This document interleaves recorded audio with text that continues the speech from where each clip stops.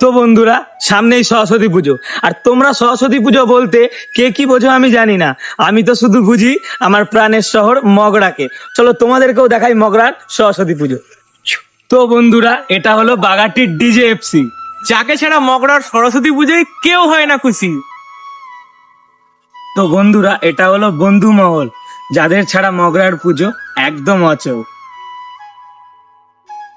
তো বন্ধুরা, এটা হলো সবুজ সংঘ, যাদের পুজো আনে সবার মনে আনন্দ।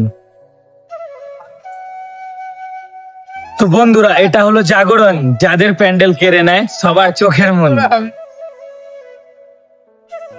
ভাই, মগরা সরস্বতী পুজোয় কোনো প্যান্ডেলই হয় না মন্দ, তাই এবারও বেশ ভালোই হবে নেতাজি সঙ্গ। তো বন্ধুরা, তোমরাও কি মগরা সরস্বতী পুজোয় পেতে চাও লালকেল্লার আনন্দ? তাহলে অবশ্যই আসো বিবেকানন্দ সঙ্গে। যাদের নামের শেষে আছে মা সরস্বতীর বাদ্যযন্ত্র বীণা, হ্যাঁ, তারাই অগ্নি বীণা। তো বন্ধুরা, এটা হলো অগ্রগামী, যার প্যান্ডেল এবার দেবে সোনার মতন ঝলকানি। না ইস্ট না ওয়েস্ট, কোলার ঐক্য সম্মেলনী প্রতিবারই বেস্ট। হর হর মহাদেব।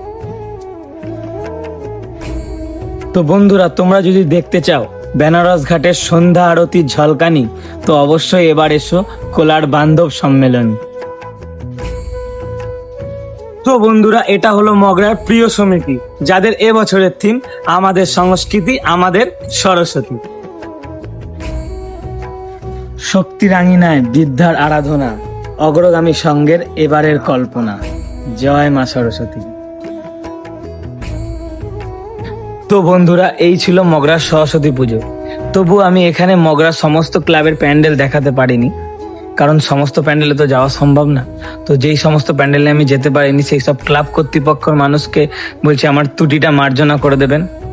আর মগরা সরস্বতী পুজো নিয়ে কি আর বলবো, আমরা মগরাবাসীরা সরস্বতী পুজো নিয়ে করি না বেশি লাফালাফি, কারণ মগরার সরস্বতী পুজো এমনিতেই কাপাকাপি।